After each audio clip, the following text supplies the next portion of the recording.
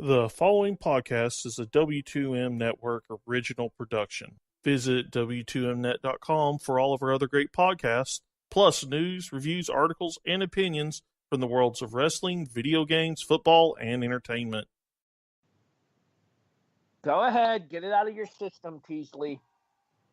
Tonight's episode is brought to you by Pornhub. And also mybookie.ag, right, Erik? Hey, enter promo code PAT for a 50% deposit bonus on your first deposit. Hashtag for the brand. Hashtag you might want to never record the pre-show again. Well, as we all know, Harry, pre-shows don't count anyway. These pre-shows ain't ever making air. As we are live to the air now with the Kickoff. Week 6. 30 minutes late because Bisco doesn't know how to tell time. False. Well, we sat waiting for a half an hour for you, so true. Good evening, afternoon, whenever you're listening, everybody. I am your host. My name is Harry Broadhurst. Joining me, as per usual, the day one co-host turned executive producer, Brandon Biskobing. Hey. The executive producer turned co-host, Erik Watkins. Man, I really need to get back into doing point of viewer. So much material lost in the ether. And the chairman of the W2M network, and possibly the computer clicker, Jason Teasley. I am not a computer clicker. I record these things on my phone. Also, I would like to say congratulations to the Charleston Hoot House for their Pornhub Pocahontas Bowl win over the Kentucky Buckets. Y'all had an unfair advantage, all right? There's just some things that y'all were able to do in a hotel hot tub that we weren't. We played that on a protest. Well, at least you didn't play it under incest. That was a different section. Sorry. Couldn't help myself. Studs and duds. Erik. Well, we talked about a certain coach last week changing jobs. Boy, this is going to be one of those shows. This has already gone off the rails. Oh, God, yeah. Hey, hold on. Full disclosure, this is what happened, Bisco, when you leave me, Harry, and Erik on hold for 30 minutes waiting on you, and we have time to prepare shenanigans. Fair enough.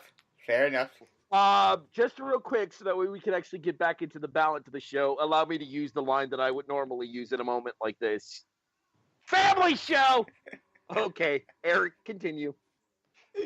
We talked about a certain coach who's pretty much trying to win one for the road, taking a somewhat high-profile job, but for good coaches, it helps if you have a great quarterback. Easton Stick, the man continuing the dynasty, had a one-man party against South Dakota State on Saturday. Nearly 400 yards of total offense, about 5 touchdowns, and now the North Dakota State University Bison are one win away from their 7th national championship in 8 years. The real Easton Stick, the number 12, you, sir, are my stud. The real national championship. Hey. We're going to talk about another national championship here shortly. Yes, the mythical one. The mythical one. Dun, dun, dun. Dramatic reverb. Jason Stud. Yes, I am. And I appreciate you acknowledging that. Well, my stud is a certain wide receiver down in Houston who caught 10 of 11 targets for 170 yards and 2 touchdowns. Of course, it was against the Jets, but, I mean, Hopkins is still proving he's one of the top legitimate elite wide receivers in the league. So even though it was against the Jets, it's still a pretty impressive number. So he's my stud of this week. Okay, I take two issues with this here. One, the fact of the matter that the Houston Texans only won that game by 7, thus giving me a freaking push in Are You Serious? The first and only one of the season thus far. Two, DeAndre Hopkins is going to lead me to a fantasy football championship over you, Jason, this very weekend. You know you're higher than draft pussy right now, right? Okay, we'll see who's laughing come next Thursday, homie. All right. We'll put a little side bet on this. I'll bet my beard against my goatee against your beard. What, loser has to shave? Yep. I'll take that action. All right. All right. Oh, God. Braden, stud. So, my stud for this week would have been in studs or duds regardless for me. Considering what happened with it, they became my stud. But if they had failed, they would have been the dud.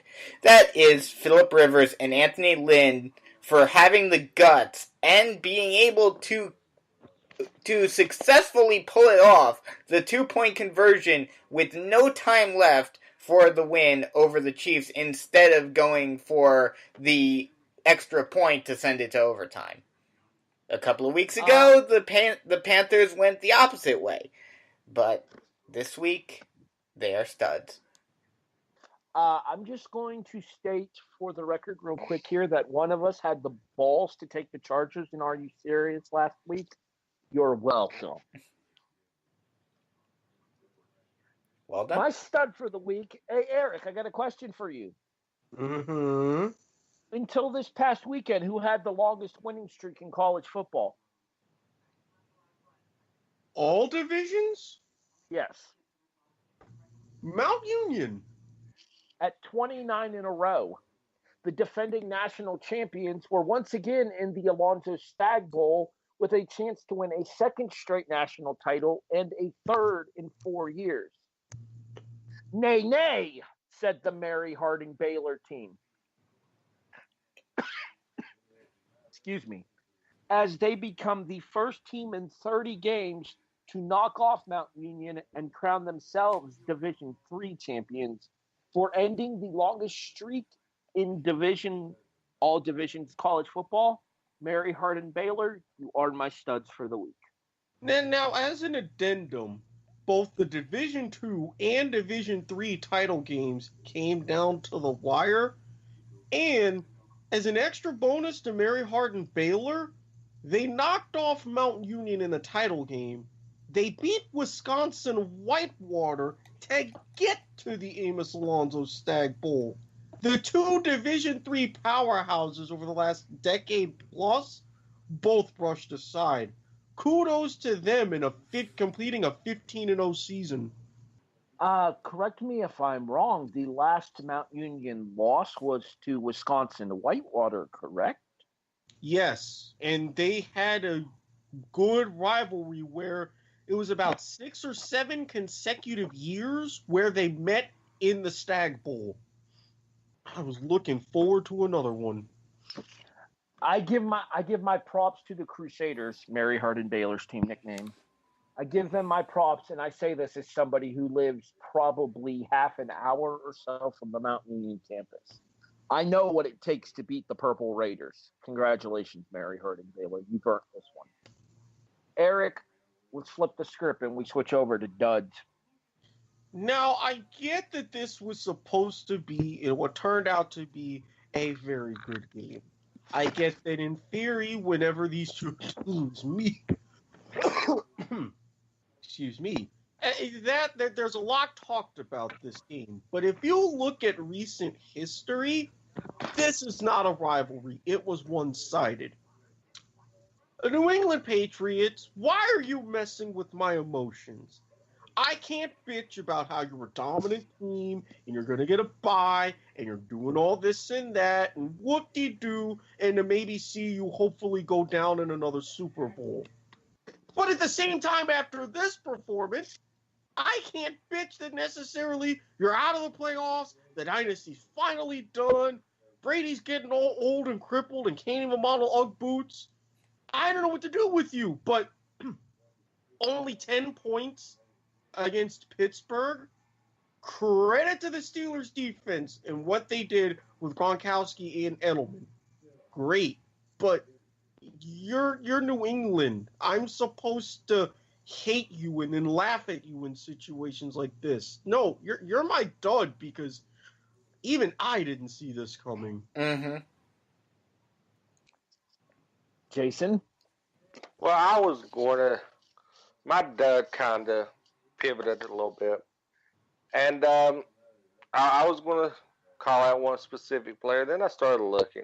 I'm going to call out the whole damn team. And it's an extra little push for me and Brandon because we get to make fun of this team. It's the Dallas Cowboys. I was considering this one too. You go into Indianapolis. You get shut out in the first time in like 20 years or so. Since 15 years. And, but yet you was on a nice little winning streak. Those tops of you winning the division. Yeah, and then, you come off a great, highlight-worthy win last week. And then you do absolutely nothing, and you stink at the place. But this is also a precursor to something I will talk about later. As another partial precursor to that, Erik, quick question for you. How many points did the Giants score this week? This is a precursor to what I'm talking about later.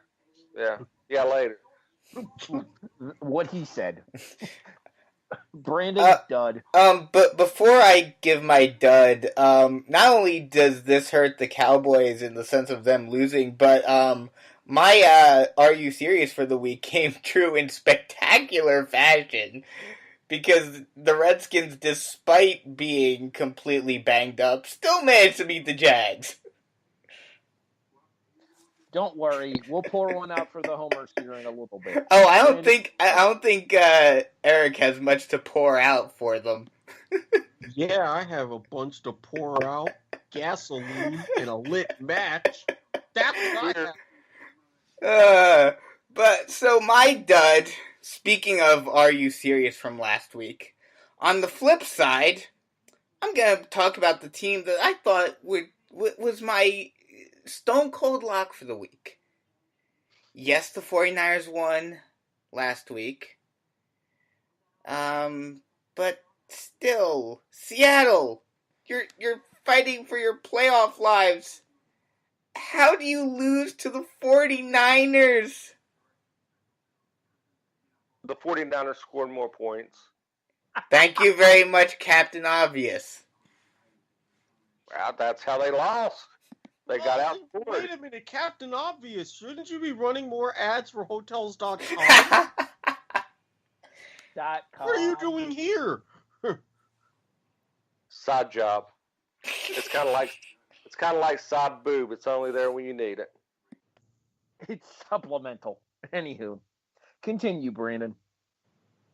I don't really have much else to say. Just how in the world do you lose to the 49ers? My guess is via the foot of their kicker because it was a field goal in overtime. Mm-hmm. Yeah, I would mention the 49ers have had that sneaky history of being a crap team, yet screwing up the seasons of great divisional rivals. Well, we looked at this last year, too. Let's not forget that this was a, 1-0-11 team last year that won its last 5? True. They finished season strong. But at least last year you had the reasoning of getting Garoppolo. Okay, but at the same time, there's still a lot of underperforming talent on that team that when they do perform up to their potential is capable of pulling off a situation like what you had here against Seattle. Fair enough. My dud for the week is another team that we've been talking about a lot on the kickoff this season, the Miami Dolphins. It was a miracle in Miami. It was a massacre in Minnesota. Alliteration. I should have bet against them too. My inner degenerate is pretty pissed off at me right now. It was 21-0 after the first quarter, Minnesota. The Dolphins got back into this game, and early in the third quarter actually scored a touchdown that cut the lead to 21-17. Minnesota then proceeded to run off the last 20 points of the game, and the Dolphins, after said miracle in Miami, go down in Minnesota, a place where Buffalo won this year, 41-17. Bravo, Dolphins. Bravo. It's that miracle hangover. You schmucks. And thus bringing an end to Studs and Duds. I almost said so that happened. That's next. We're all in. Everybody gets one. Spider-Man rules are in effect tonight. Getting ahead of yourself there, Harry? Yeah, a little bit. It's been a long week. What do you people want from me? All right, Erik. So high quality shows. That's what I want. But I'm stuck with you three tonight, so we're just shit out of luck. So that happened, Erik. Now, correct me if I'm wrong, but there's about a 5 or 6 season streak, or 6 week streak, of the Panthers being featured in either Get It Together or one of our segments. Am I correct? Yeah. I believe it's 5, because Bisco ran off like 4 in a row, and then I took him last week to keep him from doing it again. Well, let me continue that streak to 6, because for my so that happened. Well, Cam Newton, after he and Drew Brees both conspired to screw me out of a fantasy football semifinal triumph, I get the glorious news today that number 1's going to be shut down for the rest of the season. Now, you've got Carson Wentz, similar situation in Philadelphia. There were rumors of a similar situation with Aaron Rodgers in Green Bay. I'm just thinking to myself, why now when you've got ownership issues, Rivera's job is on the line, and why could you not settle this earlier so I could go out and win a damn championship? Well, aren't they mathematically eliminated now? No, they're not. Okay. Yeah, they are. Yeah, they said it on ESPN that's why they're shutting Newton down, is because they're eliminated mathematically. I could have sworn that they were still viable for the second. No, Seattle beat them straight up, didn't they? Yeah. So even if they end up in a tie with Seattle has that tiebreak. Yeah, they are screwed. Yeah, so that's why they're doing it now. Because at least... Well, I think the other part of what Erik said there is partially the reason as well. I think that this is a way to test the mettle of Ron Rivera, whether or not he's going to remain the coach in Carolina.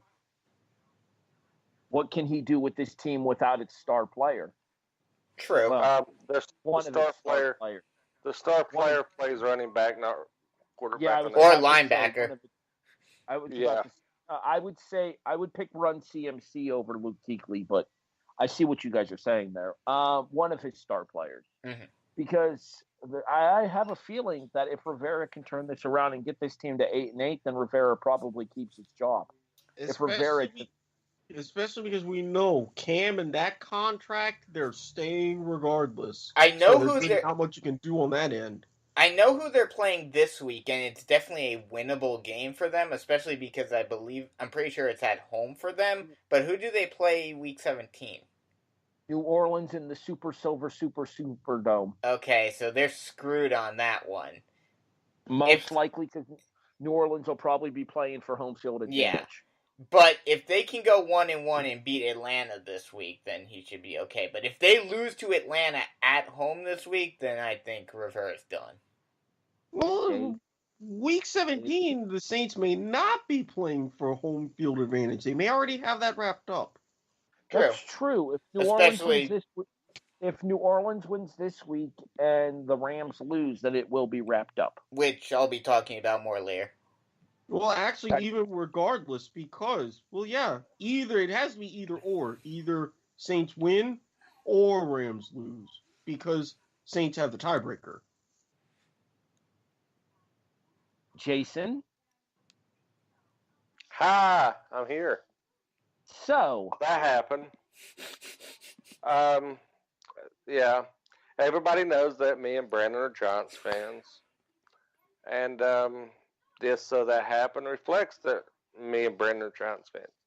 You will find probably no bigger homer for Eli Manning than me. But I got to question the front office when you give Eli a 4-year, $84 million no-trade contract extension. Granted, everything I'm reading and hearing comes down to the fact that it's going to be one more year as the starter. Then you're going to be on as a basic mentor for the incoming heir apparent. But still, I understand loyalty, but damn, $84 million to be a backup? I think I need to sign up for that job. Yeah, I don't get it. I mean, if you wanted to, even if, yeah, you've got the loyalty and everything, and he's done great things for the franchise, but, I mean, saying that you're going to give him another full year as a starter, that's a little worrisome. But, we'll see how the things go. It also doesn't help that whereas at towards the middle of the season we were thinking, oh, they're going to get a top 5 draft pick. Now they're in the middle of the pack, So well, the rumor is the kid in Oregon is staying in school. So they may wait until next year to. They're very high on him. They say if he was coming out this year, that would be their man. But if he stays in school like everybody's predicting and the rumors are swirling around, the Giants may just hold off another year, let Eli be Eli, let Saquon have another year under his belt, and then they go after him next year and let him become the heir apparent, because things could go two ways. Also, after this year, you have a lot of rookie contracts of quarterbacks coming due. Maybe they take a young veteran that's coming off a rookie contract. It's possible. So it's one of those things that we got to kind of see what shakes out. I mean, I'd love to see what kind of free agent pool is going to be out there after this year. Yeah, it's going to be interesting for the Giants, that's for sure. But especially with cap space increasing to, I think, $191 million. True. Correct. I'm just not looking forward to at this point, unless they're able to get a quarterback in the first round, or they're able to get a quarterback that they're high on this year. I'm not looking forward to another rebuilding year of saying, on one hand I want them to win, but on another hand I want them to lose. Here's my question for you guys here. Given the fact that they've basically given up on Kyle Lauletta, however it's pronounced, mm-hmm. Would you guys be opposed to them taking another chance on a lower level division, a lower level FBS or a high level FCS quarterback? I just want to point out that he came from the Richmond Spiders. We have an inside source with the Richmond Spiders. He has access to the locker room and everything. I'm pretty sure he's on their cafeteria staff. We may have the inside track, so we may get this answer if we can track him down. My question, if I would be allowed to continue, is Would you guys want to go after another lower level FBS or high level FCS quarterback, or do you think it'll be better to wait for one of the superstar quarterbacks to come out? I can think of a couple of names off the top of my head that might be a good fit in New York. And the first one that comes to mind, even though he played in a dome in college, is the aforementioned earlier tonight, Easton's pick. I mean, the thing about going after lower level FBS or higher level FCS guys is that yes, the Giants have a great scouting team, but it's very hit or miss. For every, Carson Wentz and, some of the other bigger names that have come out of lower level programs, you have a bunch of other guys that are complete flops. Let me ask you the same question here, Jason. Are you willing to sacrifice another year of Saquon Barkley's rookie contract to wait another year to get a quarterback? Yes, I am, simply because I think Gettleman will address the more pressing need of an offensive line, so he has a better offensive line to run behind and protect a quarterback when you bring him in, rather than throwing a rookie quarterback to the wolves with a piece of shit offensive line that's got more holes than Swiss cheese. I'll agree with you there. Maybe you use the veteran leadership of Eli, shore up the offensive line, let Barkley get behind a strong offensive line, and then address the quarterback situation with either a superstar rookie or like I said earlier, somebody coming off a rookie contract that may want to test the waters. Oh God, I just thought of something hilarious. And it would be so much fun if it actually happened, just for the group chat. What year does Mahomes come on the market? Oh, Lord. The views and opinions of Brandon Biskobing do not necessarily reflect the rest of it. Rookie contracts are 3 years, right? Yeah, I think so. Actually, if that would be after next year. Yeah. They're 4 years, but if they're specifically in the first round, the team can put in a 5th-year option. Oh, so it's 4 years, so he won't be available until... Mahomes was not a first-round pick. So it would be 4 years. Yeah, you're looking at 3 to 4 years. Okay, so if it's 3 years, he'd be coming onto the market after next year. Yes. How lovely would that be which, I mean, you got to think, Kansas City took a lot of money off their books with old Ike Turner there. True. So, I mean, that freed up a lot of money.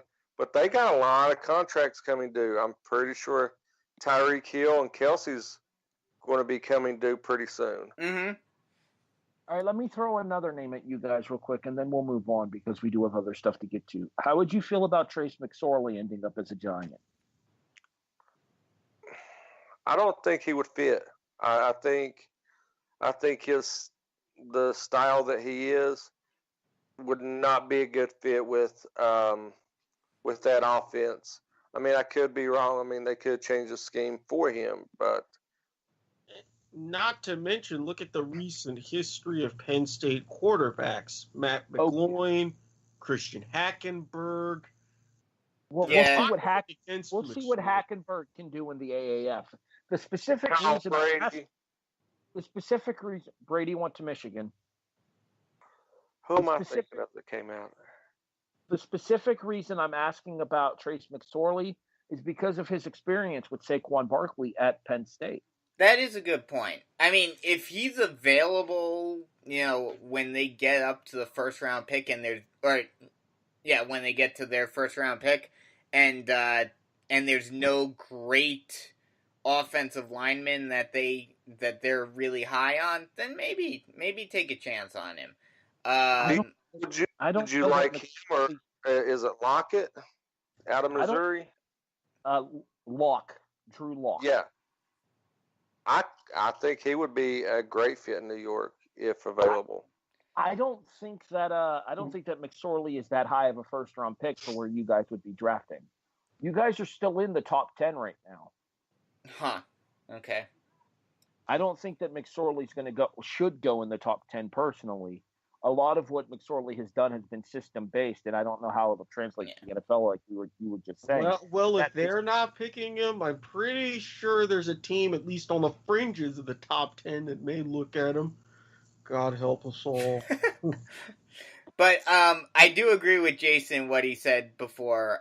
If they're not going to go after a quarterback, and that is not their main focus right now, then their main focus in the draft needs to be an offensive line. All right, real quick, Erik, I'm pretty sure your guys' pick is higher than the Giants' pick right now because you guys only have 4 wins.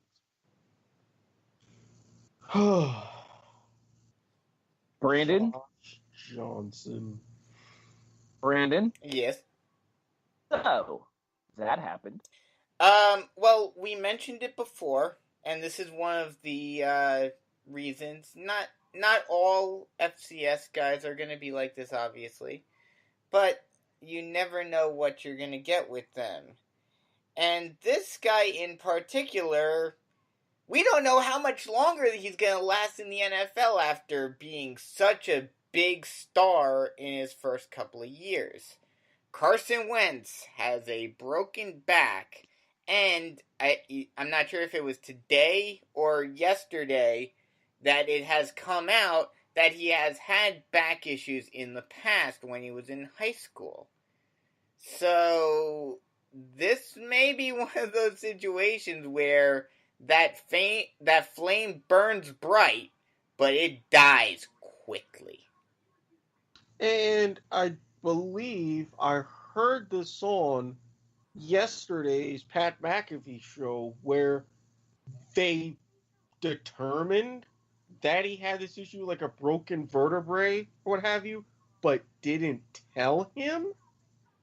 Ooh, that's not good for the Eagles, because didn't another team have some sort of issue with concussions, with not notifying the player, or the player not notifying the team, and the team not doing the proper thing, and they got some sort of penalty from the league? Tampa Bay? I believe so. Mm-hmm. I think that might have been Tampa Bay. I think it was I think it was also didn't Washington have an issue with RG3 when he had all of his issues?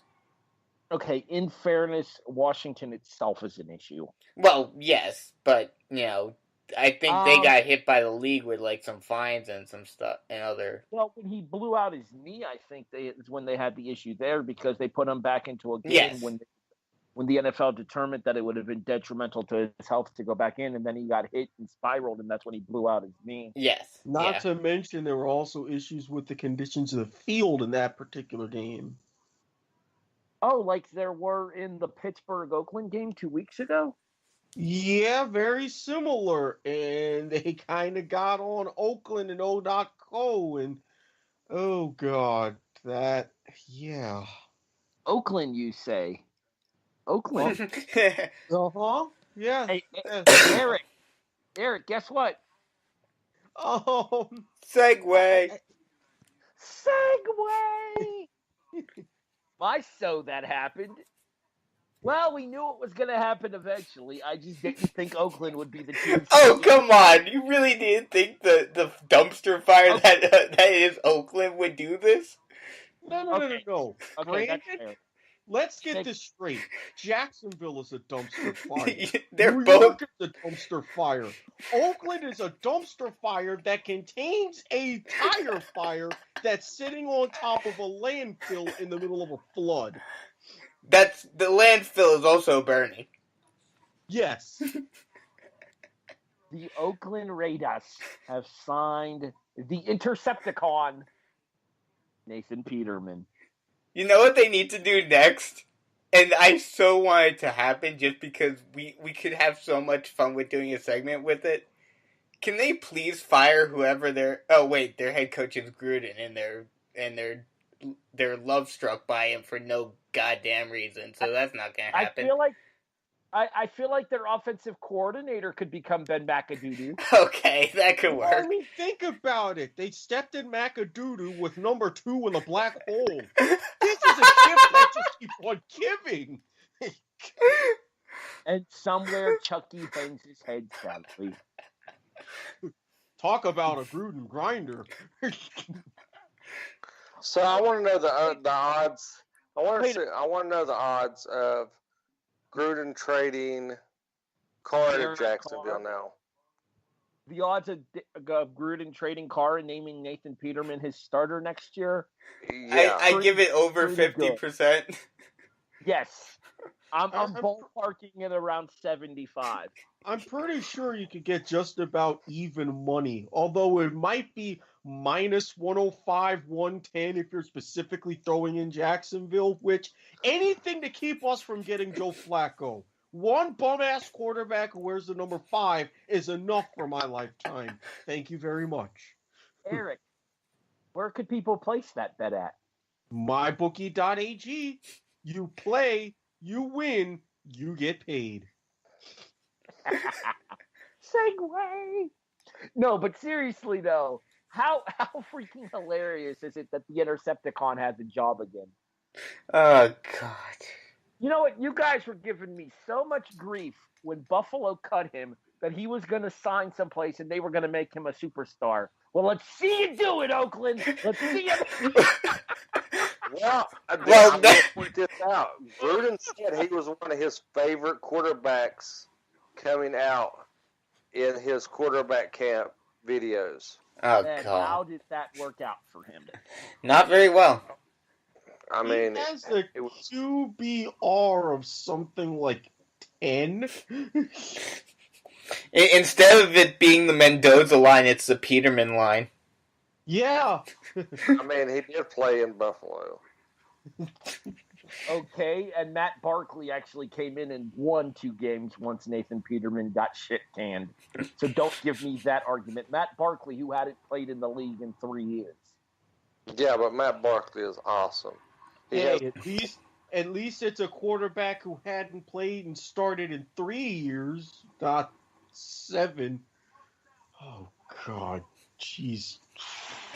There have been a lot of quarterbacks that have come in after not playing for a couple of years this year. Erik is having bad Josh Johnson flashbacks to Sunday. I should have listened. I should have gone on my bookie right then and there, put in a parlay. Redskins +7, Redskins money line, hammer the under. That would have made my weekend so much better, but no. My dumbass didn't listen, now did I? Nope, you didn't listen to me. Easy money. Easy money. With that being said, we move on from So That Happened and we move to Buy or Sell. Okay, so I'm going to let you guys know there is an NFL question, there is a college question. The mixed question is more holiday themed here rather than football themed. This is, after all, our go-home episode to Christmas. So, Jason, consider this your Christmas present. You've won the toss.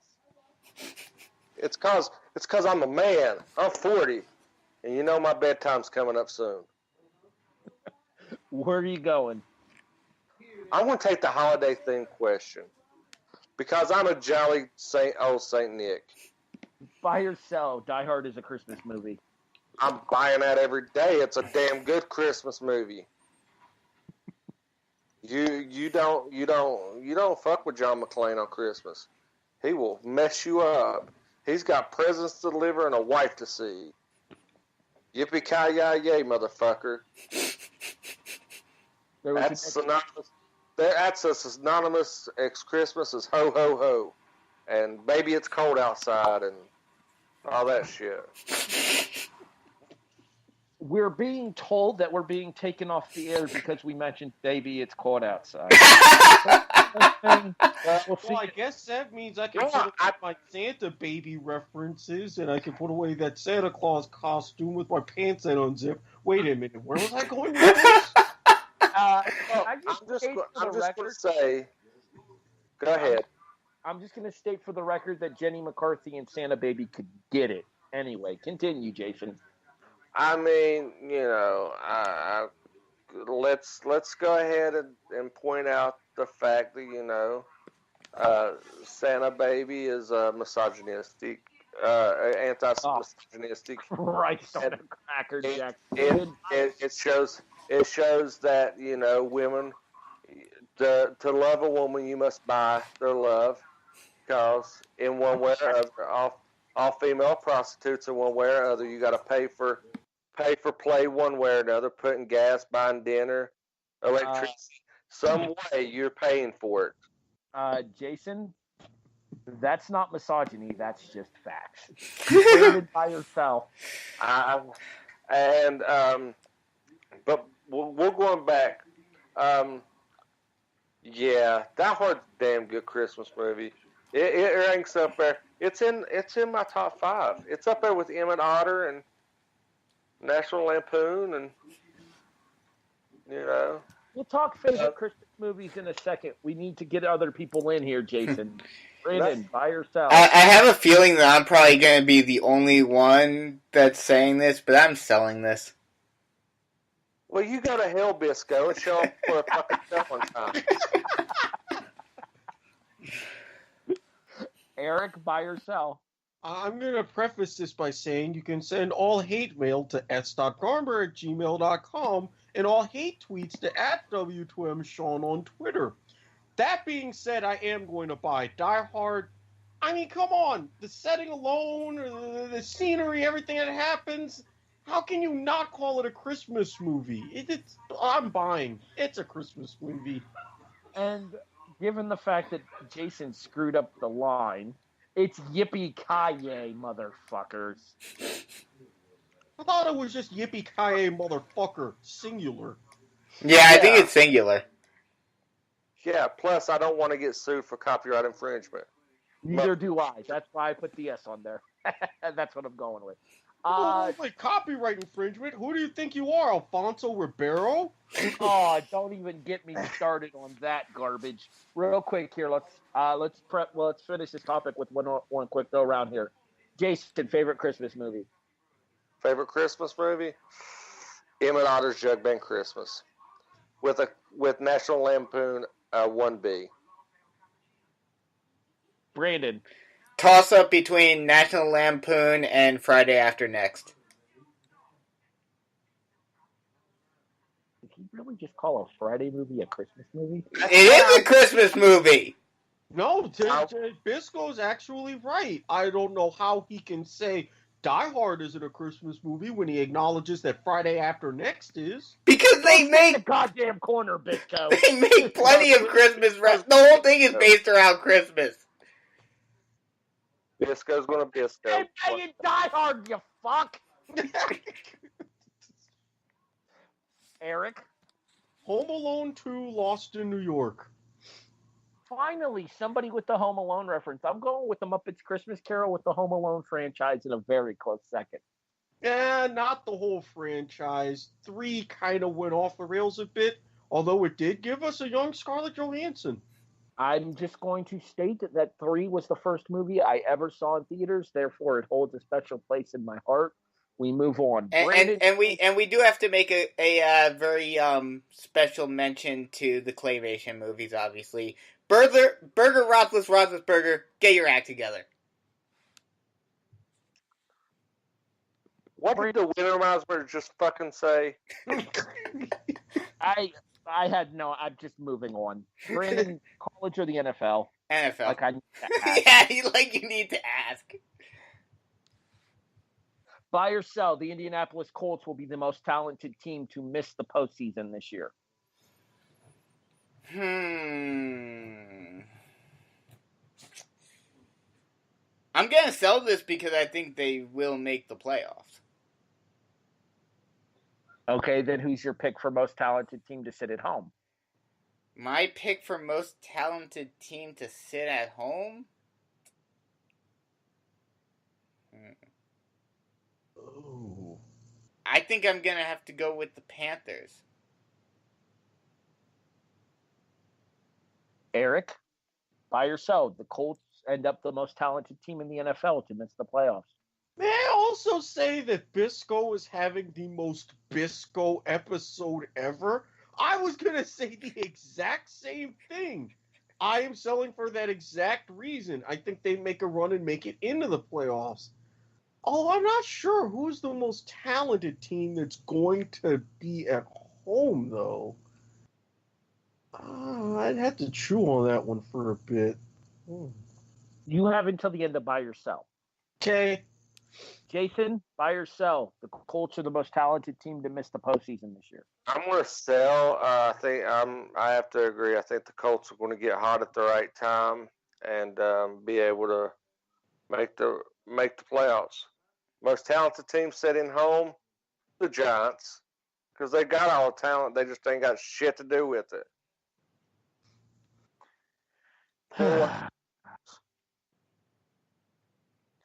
You know who I think is going to be the most talented team to sit at home here? And I actually gave this question some thought myself. I'm going to go with the Atlanta Falcons because of all the injuries they suffered throughout the season. That's a good point. Me personally, especially with the talent that's arisen this season and just realizing it, and yes, it was derailed by one big injury, the Niners. They're going to be a force to be reckoned with in that division. I'm going to say, no, in all honesty, I think it's going to be Seattle. I don't think Seattle makes the playoffs. Seattle only has to win one more game and they clinch their spot. I don't think they'll get it. Well, Kansas City this week, I think Arizona next. So yeah, so I think week, they'll probably beat the Cardinals. Let me confirm that real quick. But I think it's Arizona next week for Seattle. We know that you should never count anybody out. Ask San Francisco about that with the win that they just put up against Seattle. I'll give you that. I mean, it might be one of those instances where we, and it's a division game. Division games at the end of the, you never know what's going to happen. Can confirm it is Arizona against Seattle week 17. All right, let's move on here. And Erik, we start with you for the college question. Okay. Hold on, let me pull up my college question here because all this conversation about the NFL playoffs made me forget what my college question was. Yes. And I actually even subtitled it really cutely with Bowl Humbug. Buy or sell. You will not be watching a single bowl game before Christmas Day. I'm going to buy that. I mean, I work during the day. A lot of these bowl games, while some of them produce great stories and great wins and intersections with my realm of shenanigans, I don't want to see 2 7-5 teams that I barely know a thing about duke it out at some random venue, be it domestic or international. There's a couple of ones that are, if they're on before Christmas Day, they'll be tempting me, but knowing me, I'd probably have to not be sober to be able to fully sit through and enjoy it, so, Jason, buy or sell? I'm selling because I'm supposed to get drunk and watch Marshall get the shit kicked out of him tomorrow. I was going to point that out and pour one out for the homers that Marshall plays tomorrow, actually, so you beat me to it.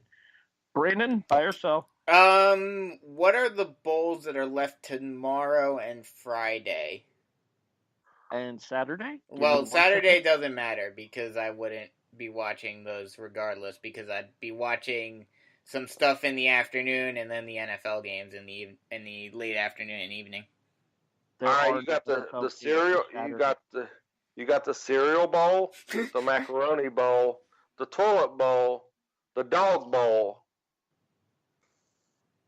the bow, which is how some people pronounce it. Usually, if you're from Louisiana, give me 1 second. I'm pulling up the schedule. How Ohio did Redbox get a bowl game? They They rented it.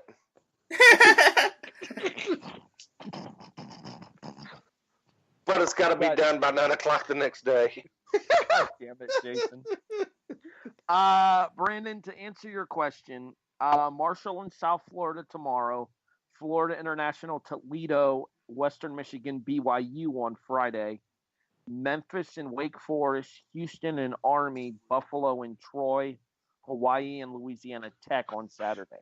I mean, if I'm not doing anything specific, I would potentially turn on like one of those games just to see how it's going, but I wouldn't really be paying attention to it all that much. These bowls, I mean, the only reason why I will watch a bowl before Christmas is simply because, you know, I live in Huntington. My wife and my father-in-law are big Marshall football fans, and we're all going to get together and watch the Marshall game. If not for that fact, the only info I would have of the bowl is I would turn it on to put myself to sleep because none of these teams have any appeal to me whatsoever, and it would work just as good as Ambien. And not to mention that the games don't mean anything. I'm just going to state that the Marshall Bowl game is called the Gasparilla Bowl. The Sarsaparilla Bowl. Gasparilla. Might as well be called Sarsaparilla. No, that's a Sassafras big Bowl. Gasparilla is a big parade in Tampa Bay. Arguably the second highest event parade-wise that I would want to go to on my bucket list, behind Fantasy Fest in Key West, of course. If you don't know what that is and you're under the age of 18, don't Google it!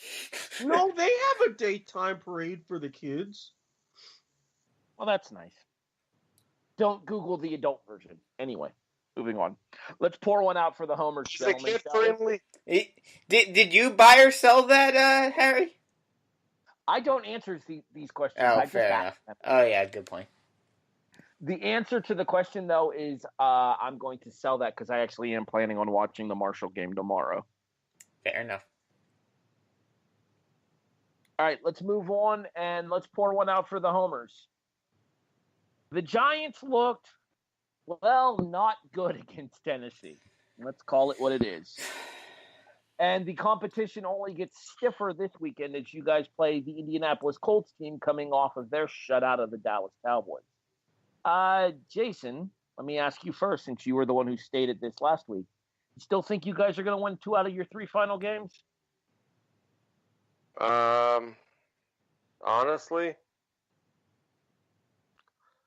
no. I think the Tennessee game was the one we could have won. One of the 2 we could have won. And I was really looking forward to I think it's the Cowboys game, or Cowboys of Philadelphia at the end of the season. It's Cowboys. And I was looking toward that one because it's always a huge intra-rival game that we could win. I honestly picked the Colts to lose against the Colts, but I had a whole hell of a lot of faith in us beating the Titans because, I mean, it's the Titans. They were hurt, and I thought they would come off the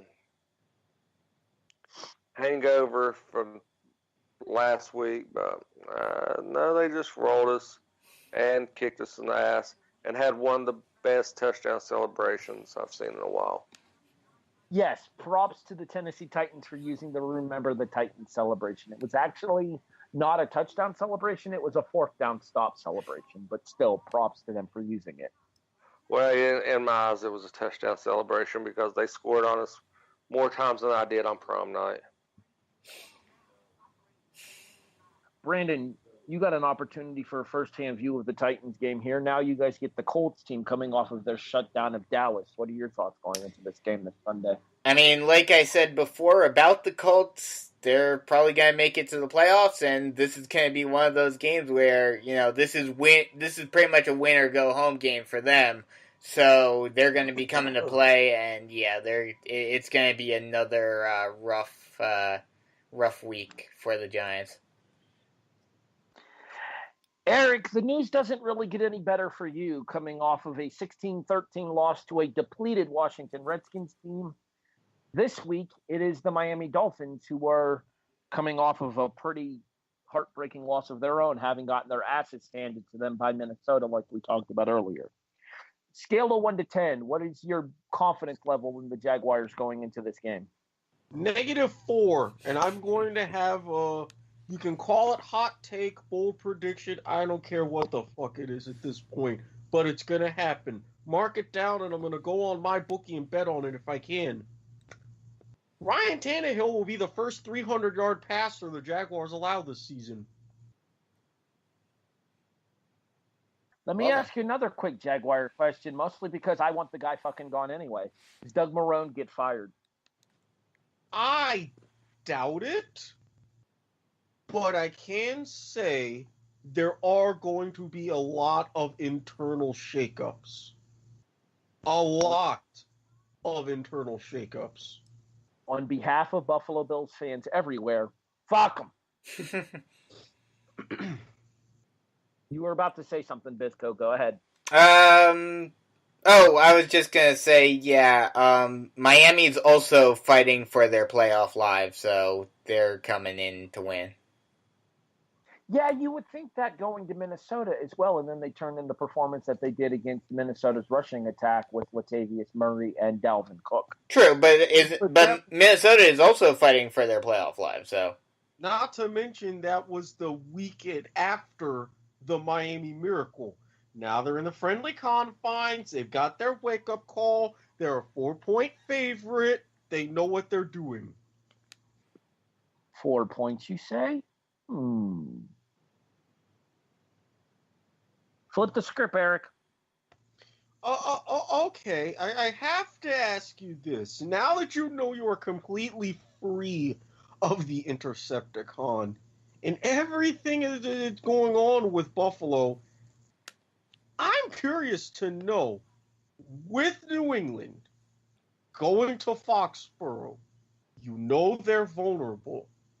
Do you think that the Bills can at the very least keep it close or make everybody's dreams come true and actually capitalize on the situation?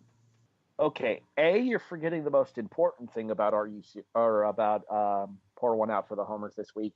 That is that the Buffalo Bills are coming off of a win, 14-13 over Detroit. It's Detroit. Yeah, that's not much to brag about. I'm just going to state for the record, Erik, if you look at the AFC standings now, Buffalo is 5-9, Jacksonville's 4-10. Suck it. Yeah, that I would be saying the exact same thing if you would have beaten us. It's like, it's us. I'm going to point out for the record that we did beat you earlier in the season. Continue. And you see how well that turned out. Yeah, the whole New England game. No, we're going to get our asses kicked. Because New England's going to be coming in angry after what happened against Pittsburgh and Miami. But, okay. We're about to catch a beating. So do you not even think that they'll cover? I mean, the line's only 13. We're about to catch a beating. Read into that what you will. Fair. We played New England once this season, and it ended poorly. It's going to end poorly again. But at least you're actually playing against a Hall of Famer rather than the number 1 draft pick of the AAF. How the heck? This one's going to just haunt me. I'm sorry, Erik. You have my condolences. I would have rather have lost to Mark fucking Sanchez. Yikes. Wait, did I just say? Oh dear God, I am too sober. I need to get drunk. Save myself, please.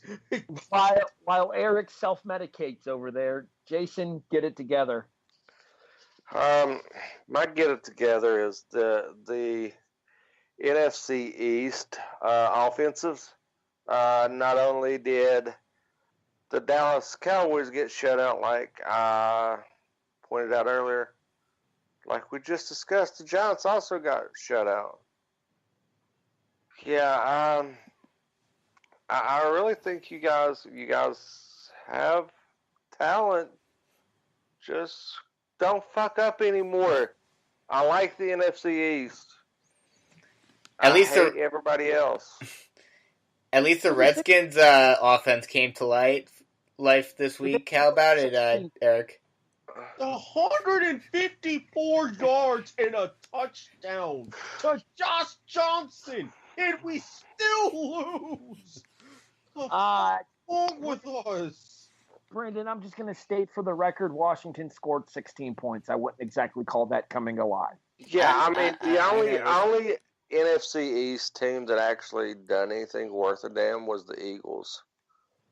And then they lost their quarterback.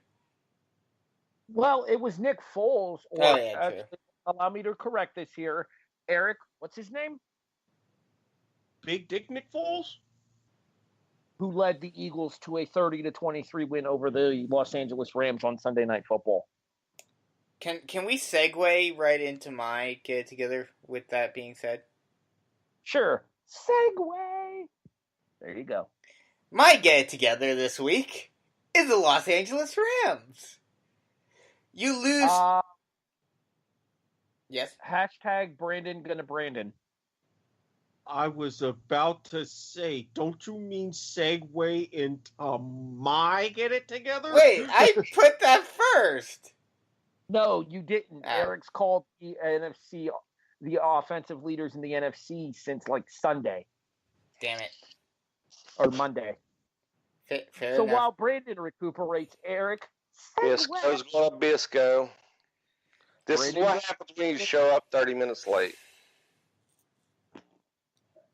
Now for the proper segue, as Harry was so kind enough to provide, my get it together are those Los Angeles Rams and the New Orleans Saints, particularly your offenses.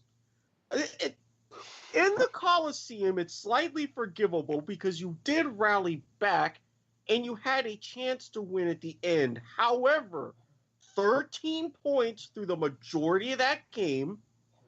Jared Goff looking more like what he was as a rookie and at the University of California than we've seen him under this high-powered Sean McVay offense. And the, let's just call it, god-awful horseshit clock management on that final drive. That's why I'm telling you to get it together. Drew Brees, or as Chiseled Adonis calls him, Drew Brees is Jesus. No. You're not getting away from this so quickly. All you had to do was just help me out. Carolina's on the ropes. You are on Monday Night Football. Drew Brees, you're Drew Brees. You're a Hall of Famer. You're chasing another ring, holding up one of your kids again with earphones as the confetti falls. All you had to do was just go out, drop them, whip them out, and throw 5 or 6 touchdowns for me. I would have settled for 4, and you had a lot of yardage because I knew that's what you were capable of. I have faith. What do? 12 points.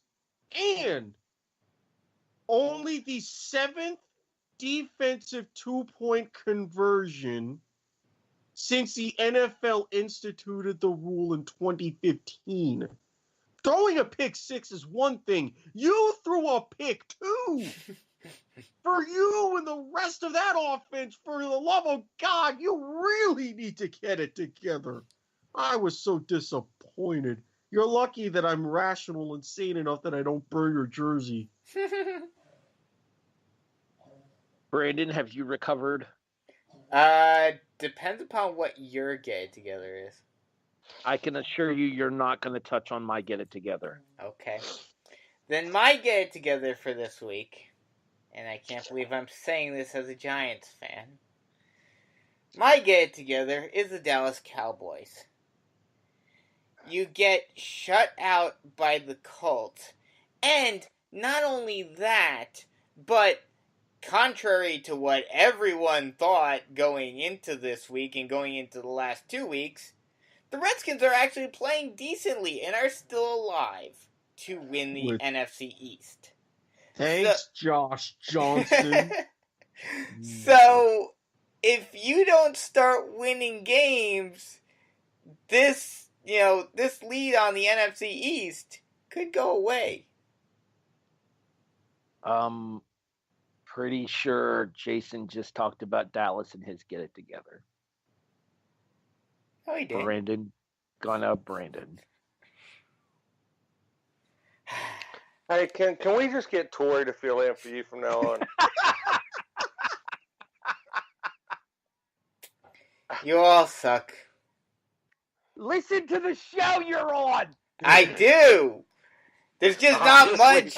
There's not much this week. What is it with executive producers on this network? Oh.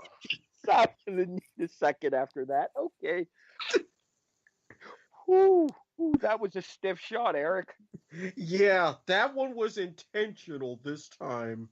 All right, let's move on. My get it together goes to the NCAA's recruiting season. Would somebody like to explain to me, for the life of me, why we're taking coaches that are in New Year's Six games away from their teams in order to deal with the commitment process right now? Would someone like to explain to me why these kids, granted their high school senior seasons of high school football are now over and stuff, and I get that, why they are still focusing on announcing where they're going to college before they graduate fucking high school?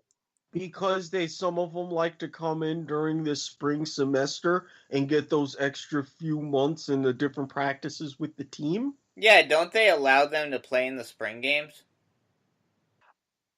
Here's my issue, though. You're taking the focus away from where it should be right now, especially for these bigger programs that are in these New Year's Six games, that are in these college football playoff games.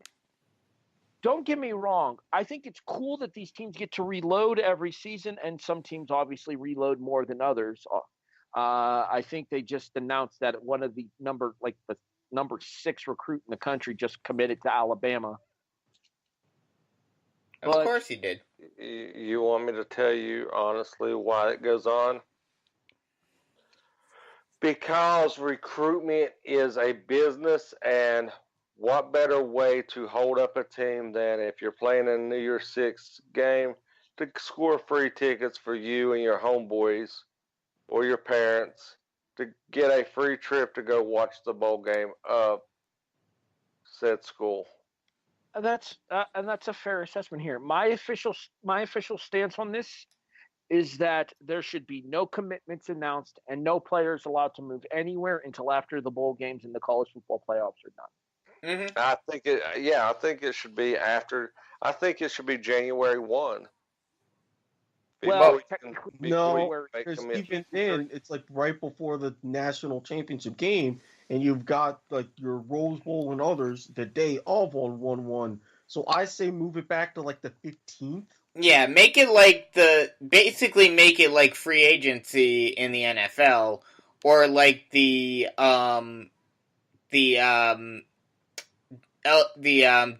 declaration period for the draft, where it has to be after the season's over.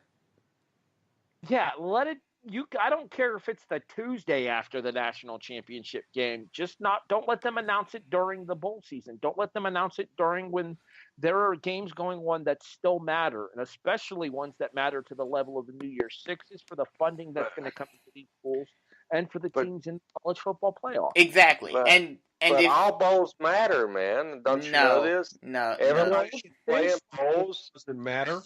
And that's why we got 4,718 bowl games. That's why we have ridiculous bowls named after like Red Box rental kiosks. Gasparilla. I mean, it's ridiculous because this goes to show these bowl games mean absolutely nothing. Yep. Basically, what I'm saying is NCAA recruitment process, get it together. Well, NCAA in general for football, get it together. Actually grow some damn balls and step up and stop this nonsense. Yeah, NCAA rifle teams get it together. Can I just state for the record that we can't get you to listen to this show, Brandon? What makes you think we're going to get the NCAA to listen? Hey, now, if I could make pleas to happen to famous celebrities and athletes in foreign languages, wait a minute, that's a different show. Never mind. Keep going. Erik, are you serious? No, seriously, all of you. Are you serious? It's time for our prediction segment. Technically speaking, I actually won the predictions last week. I went 1-0-1. The first push in the history of Are You Serious? And we've been doing this for almost 2 years now. Because, of course, I had the first push. Why wouldn't I? Well, it helps you out because it gets you it gives you that extra draw. It gives me and if anybody, I thought I was going to get it with the run I was on. The problem is though is that I'm still like half a game behind you in the I'm a half a game behind you in the against the spread standings now. Bite me. All right, let's make some predictions here. This is the Week 16 predictions. These will be a NFL upset pick and a NFL Stone Cold lock.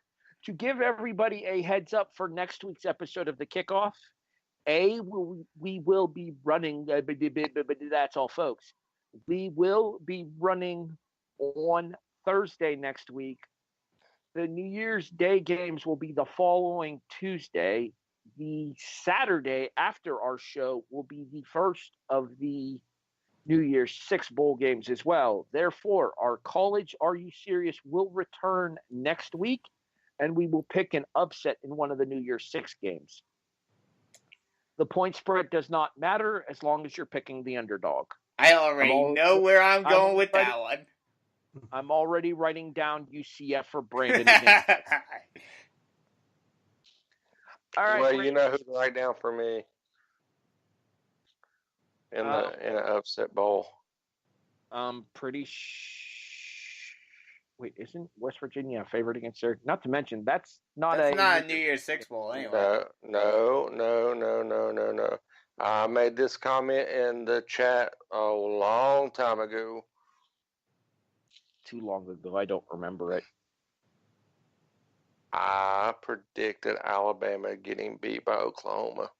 Oh, you did? Oh, yeah, I remember that. He did, to his credit. We will officially predict all of the New Year's 6 games, but one of them will be our official prediction for Are You Serious? That'll be next week. It'll take the place of our buy or sell segment. That being said, let's get to Are You Serious for this week. Brandon, who is your NFL upset for the week? My NFL upset, and I probably shouldn't be doing this because we saw how well it worked for Jason last week, but I think the Redskins keep on trucking, and they are able to at least cover the spread against the Titans. Really, you don't listen to the show, do you? What? I have never picked Washington. Yes, you did. No. I'm not saying for that. I'm saying because you picked against the Titans last week. Dummy. Yeah. No, that's not what I'm saying. I'm saying because you picked against the Titans last week with the Giants. Well, you need to clarify yourself because that's you what said I'm getting to. I'm going to go with Jason and take Washington. No. Jason doesn't take Washington because Jason's not a racist asshole. No, what I said was that demoralizes the people that was here first. Jason's not a dick. I'm going to state for the record that Jason has not picked Washington this season. He is correct. I know this. I was saying that Jason picked against Tennessee last week. It's the emotional support chicken from Popeyes. Just throwing that out there. That's a real thing. Erik, upset. Hopefully makes more sense than Brandon did. Please. Wait a minute. Emotional support. Why have I not heard of this? Delicious emotional support. Hey, that red stick chicken is damn delicious from Popeyes, and they've still got a $5 coupon combo, so you better take advantage. What the fuck? I was not lying. It's an emotional support chicken. Apologies for the language, kids. Remember, family shout. Sorry, Erik. All I'm going to say is, wait a minute, I have to get back to it after see. Okay, yeah. Just because, probably contradicting everything, but also because for the reasons that I highlighted, Panthers plus 3.5. What the hell? What in the hell? Carolina plus 3.5 against Atlanta? Yes. Okay then. Jason? So is this our upset? Yes. Because emotional support chicken has fucked my world up. So my upset, I'm gonna go out on a limb here. This is gonna be a brave pick. I'm going to take the Ravens getting 4.5 at the Chargers. I actually almost went the other way on that game. I actually am tempted to go the other way on that game. I know I'm going the other way on one of your picks. Keenan Allen out for the play. Go ahead, Jason. I'm sorry. I'll address Brandon as soon as you're done. Keenan Allen's doubtful to play with a hip injury. Everything's pointing to everybody's trying to be optimistic that he'll play, but I think that they kind of hold him out. Baltimore's got one of the better defenses in the league. You know, they've wavered a couple of times, but I still think that it's going to be a field goal game at most. So I'm going to take the 4.5 and take the 1.5 point victory. Jason, you thought yours was bold. Have I got a doozy for you? I bet it's my lock. It's a big number, but it's one that I think is definitely coverable and possibly even outright winnable because of a overconfidence situation. There is an actual fever gripping the state of Ohio right now. On the basis of how well the Browns are playing right now. They have the largest point spread in their favor in probably at least half a decade, as they are 9-point favorites against Cincinnati this Sunday. Give me the 9 points. Give me Cincinnati. Baker Mayfield wakes up feeling dangerous again. That's all on you. I'm going the opposite way on my lock. I'm going to take Cleveland as my lock. All right, let me write that down real quick, and then I'm going to have you officially confirmed to that. Okay, the chairman of W2M, the 40-year-old man of the... He's a man! He's 40! I'm a man. I'm 40. And I've taken the Cleveland Browns as a lock. Brandon, who's your lock for the week? I am also going contrary to one of your picks. Erik, you're forgetting a little something.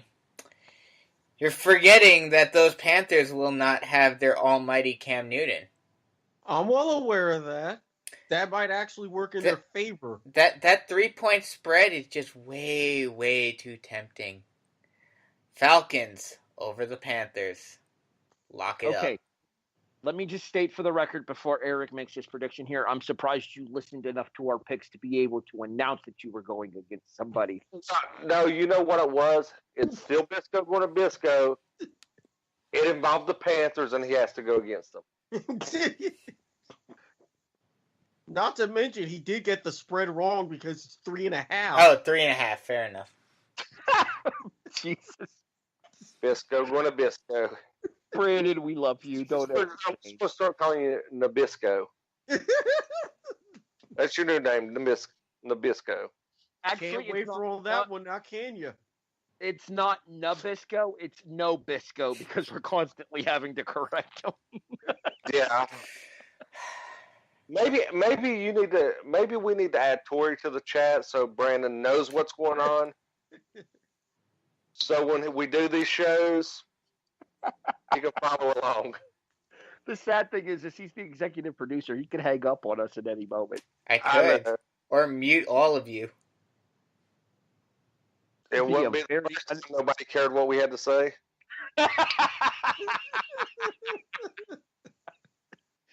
Erik. I'm going to be another contrarian because I had this eyeing as my lock the entire time. Even without Keenan Allen, yes, the Ravens have a formidable defense. However, have you seen what the Chargers can do defensively themselves? Not to mention, Lamar's been hit a couple of times already these past few weeks. I think LA is really going to take advantage of that. As a certain former action star turned governor once said, "Go Chargers, go!" I'll swallow the 4.5. You want me to make an even bolder prediction lock? 2 words. Gus Edwards, 110 yards, 2 touchdowns. 110 total yards, 2 touchdowns. I thought that I thought their running back was cleared. Whose? Baltimore's, their first string running back, the one that's been out with an injury the last couple of weeks. Gus Edwards still factors in. Dixon's there, but so is Edwards. Edwards, 110 all-purpose yards, 2 touchdowns. I'm surprised nobody found this one here because I see a game at 4 o'clock on the East Coast, 1 o'clock on the West Coast. That just screams obvious to me. You're not going to finish the quadfecta of contrarianism? No, because there is no universe in which I pick Tennessee as a lock for anything. Fair enough. The Bears at San Francisco? Yes, Chicago is only laying 4 to San Francisco. The only problem I have with that is, no, I can't even use that because it doesn't affect them. I got beat. Yes. I got beat by San Francisco last week, and they're on a roll right now, so that's why I didn't take that one. You can beat every week. So. Chicago is fighting for an opportunity to clinch at least a first-round bye, and they're still technically in contention for home field. They would need New Orleans to lose out while Chicago wins out, but it is still entirely possible that the Bears could get home field advantage in the NFC. They are at the very least capable of catching the Rams for the other first-round bye. These San Francisco 49ers, while they had an impressive showing against Seattle, we talked about it earlier, this is not a San Francisco 49er team going anywhere this season. And this is a San Francisco 49er team that I would think would be looking forward to the draft. Give me the Bears. I will lay the 4 points. 2 words, club dub. You know, another game I'm curious nobody touched was the Pittsburgh New Orleans game. That game is just too weird. Yeah. The number 6, I honestly think it could end up in that frame. But I don't trust Pittsburgh enough to actually take them to cover. I was saying you could take New Orleans as a lock. With how well Pittsburgh played last week. Ben plays well indoors, too. New Orleans indoors and is really tough and a whole different team. Not to mention, this is a nationally televised game. Roethlisberger always steps his game up in those, too. Well, it's because all the lawyers are watching to make sure he doesn't rape somebody. The views and opinions of Jason Teasley do not necessarily... You know the rest by now. Jason, where can people find... John Armour. Jason, where can people find you online besides a courtroom after somebody gets a transcript of this show? Well, actually, I'm starting a new Twitter account. It's at Chairman of Pornhub Instagram Pictures 2018. I'll be starting that up here soon. If anybody would like to tweet me, please do. Also, I'm starting a line of fishing equipment that needs to be purchased, specifically for catfish, catfish bait. Any other time, my personal account is at Turkaglue822, and you can find me usually here spewing nonsense and trying to stay awake. Brendan, where can people find you online? At Bisco_GotthemSN, and hopefully soon still have to talk to Cedric about getting everything up and running for Raw, and then we can get wrestling back on the road. Interesting fact, if you follow Brandon on Twitter, it takes him a half an hour to follow you back. You may tweet him with something. A half hour later, he'll get Tori's permission to answer. I'm busting your balls, dude. Because you know why? Because it's been an entire season we tried to do a fantasy football cast, and it's not happened. Erik, where can people find you online? Well, after this show, aside from at Squid Sports Head on Twitter and right here on the Kickoff, I may not be anywhere else. This might be the last show. Oh, yeah. We're so getting fired. There won't be a Week 17 prediction.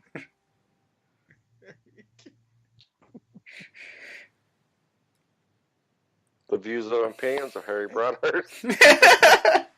Technically speaking, you know what? Technically speaking, should worse come to worse, I have made alternative arrangements for the show to continue. I'm just going to put that out into the universe and we'll move on. I'm just going to point this out. You're supposed to be the guard of the asylum. You've done a good job tonight. Well, Chairshot has sports? In this instance, the inmates are running the asylum. Oh, Raw reaction every Monday night at 11:30 p.m. Eastern, although we are on hiatus for the next 2 weeks because of the holiday. There was no episode this week because I fell asleep on Monday night. Shit happens. We will return with the January 7th edition of Monday Night Raw for 2019. However, online, HEB the Eagle, Harry Broadhurst on Facebook. Pretty much those are the two main places to find me. In addition, if you're into wrestling as well, I do wrestling reviews for thechairshot.com also. And you will find Harry's beard in his sink come Tuesday morning. I go get mine done professionally because I can't be bothered when it gets this thick. All right, you will see Harry with a baby face per our next recording. I will point out that it is an audio podcast, not a video one. Therefore, they won't know the difference one way or another. Oh, we will post. Hey, we will find a way. Did I not tell you my new Instagram? Fair enough. The Magic Tavern can do it. We can do it. For Jason Teasley, Erik Watkins, and Brandon Biskobing, I'm Harry Broadhurst, thanking you for listening to The Kickoff, a presentation for now of the W2M Network, online at W2Mnet.com. In addition, you can find us on all of your favorite podcast listening apparatuses such as Stitcher, Spreaker, iTunes, iHeartRadio, Podbean, CastBox. Hey, Brandon, guess what? Spotify is here. And Glacier's still a dick. Thanks for listening, everybody. We'll catch you next week with the regular season finale of The Kickoff here on the W2M Network.